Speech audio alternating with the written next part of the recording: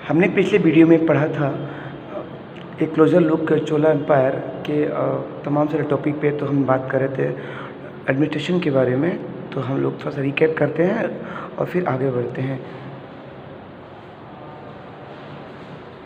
तो हमने पढ़ा था कि कैसे एक शासक जो था चोला साम्राज्य में, वो तमाम सारे फंक्शन को तमाम सारे ग्रुप के हेल्प से, उनके कोऑर्डिनेशन से वो काम करता था। और जैसे कि किंग था, किंग्स, उसके नीचे मुवेंद्रेलार होते थे, एलियार होते थे, और उसके बाद उनके साथ साथ एक उर होती थी जो कि ग्रुप ऑफ पीजेंट होता था, किसानों के समूह को उर कहा जाता था।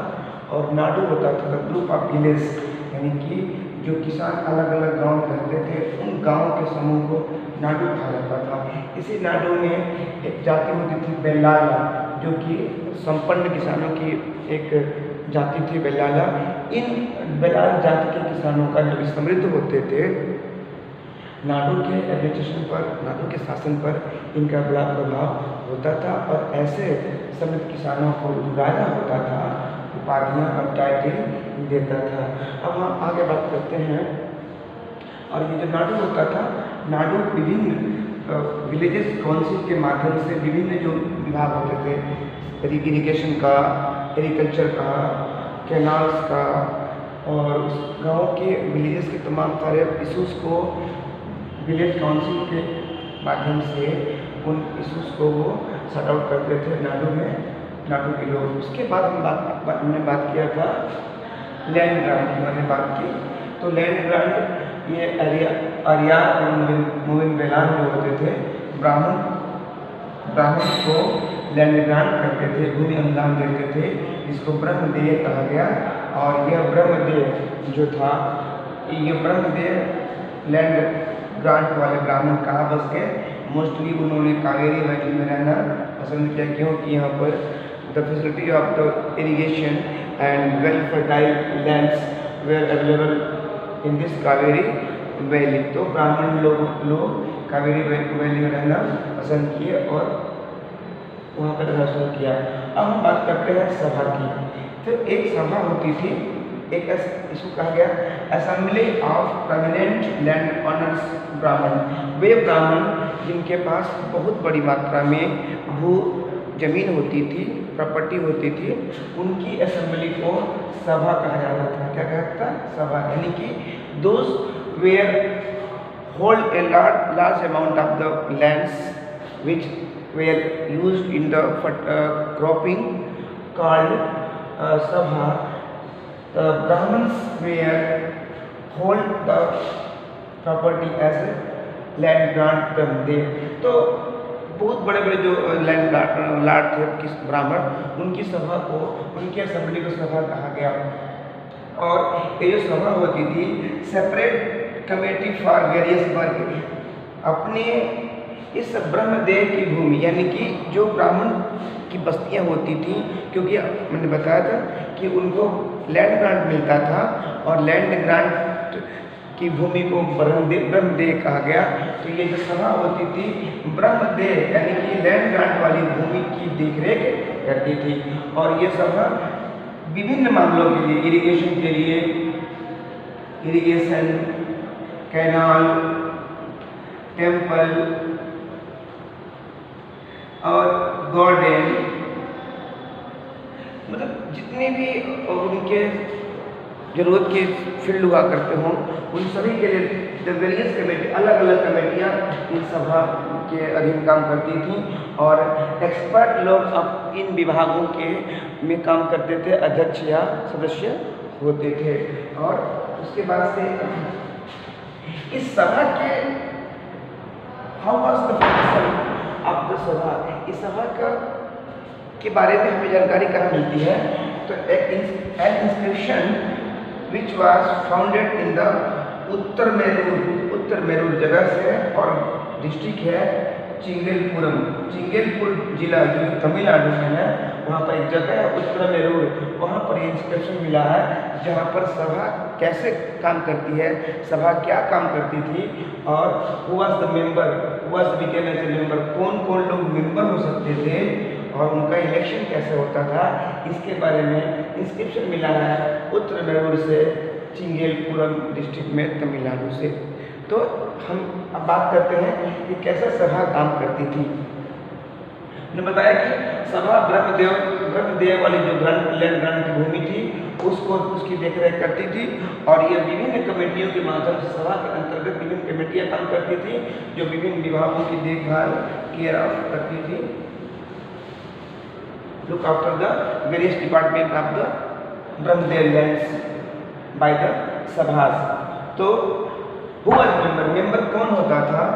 तो पहली शर्त थी कि दे हैव ऑन लैंड, जो जिनके पास अपनी भूमि हो और पे टैक्सेस, जो उस भूमि से टैक्स देते हों और उनका क्या हो, अपना घर हो। तो तीन चीज़ें आई, कौन कौन लोग इस सभा के मेंबर हो सकते थे कि अपनी भूमि हो और वो भूमि क्या, भूमि से टैक्स दिया जाता हो और उनका अपना घर हो, किराए का घर नहीं हो और भूमिहीन न हो, वो लोग सभा के मेंबर हो सकते थे। एज ग्रुप भी उसमें डिफाइन किया हुआ है कि उनकी उम्र कितनी हो, 35 to 70 ईयर्स के कोई भी व्यक्ति जो कि ब्राह्मण हो, जो कि भूमि रखता हो, जो कि टैक्स देता हो, जो जिसकी अपनी भूमि अपना घर हो, वो इस सभा का मेंबर बन सकता था। और नॉलेज ऑफ वेद, उसको वेद की जानकारी हो, वेदों का ज्ञान हो, वो मेंबर बन सकता था। और क्या हो सकता था, and understand to the administration, जो प्रशासन के मामलों को समझ रखता हो। यानी कि कोई भी, हमको गार्डन के बारे में पता नहीं है कि कौन सा ट्रीज कब उसको लगाया जाता है, प्लांट किया जाता है और हम गार्डन के कमेटी के मेंबर बन गए, ऐसा नहीं था। उसको उस विभाग के प्रशासन के बारे में, उसके मैटर के बारे में उसको जानकारी हो, वो बन सकता था। और क्या हो, वो ईमानदार हो। तो ये क्राइटेरिया थी जब कोई ब्राह्मण भूमिधार जिसको टैक्स देता हो, अपना घर वाला हो, एज जितनी हो 35 to 70 हो, नॉलेज ऑफ वेद हो और वो प्रशासन के मामलों की समझ रखता हो और वो ईमानदार हो, वो सभा का मेंबर बन सकता था। इसमें एक और शर्त थी कि कौन नहीं बन सकता था, कि अगर किसी कमेटी के हम मेंबर बन चुके हैं तो उसी कमेटी के मेंबर हम 3 साल तक नहीं बन पाएंगे। यानी कि 3 साल तक ही मेंबर बनने के बाद 3 साल का हमको गैप होना चाहिए। अब हम टेम्पल कमेटी के मेंबर बन गए तो पुनः हम उस कमेटी के मेंबर बनने के लिए एलिजिबल नहीं हैं।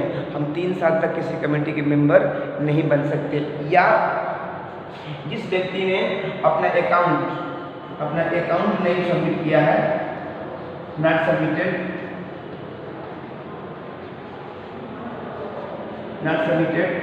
तो वो भी नहीं हो सकता। अगर उसने अपना टैक्स नहीं दिया हुआ हो या उसके किसी रिलेटिव ने भी टैक्स नहीं दिया हो। अगर मान लीजिए हम तो मेंबर हैं कमेटी के और हमने अपना पूरा विवरण, अपना अकाउंट जो भी था डाटा दे दिया, वापस दे दिया, लेकिन हमारे रिलेटिव्स ने, हमारे किसी रिश्तेदार ने अपने टैक्स नहीं भुगतान किया है, तो उस दशा में भी हम सभा के मेंबर नहीं बन सकते हैं। ये भी शर्तें थी।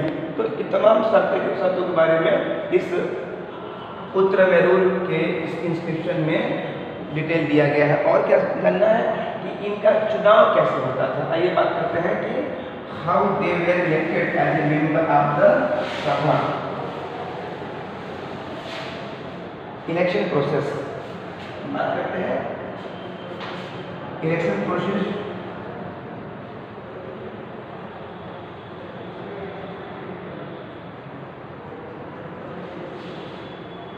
इलेक्शन कैसे होता था, प्रोसेस।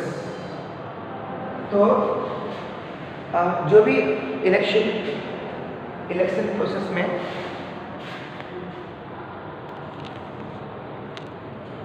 इलेक्शन कैसे होता था, इसके बारे में हम जानने का प्रयास करते हैं। एक पाम ट्री पर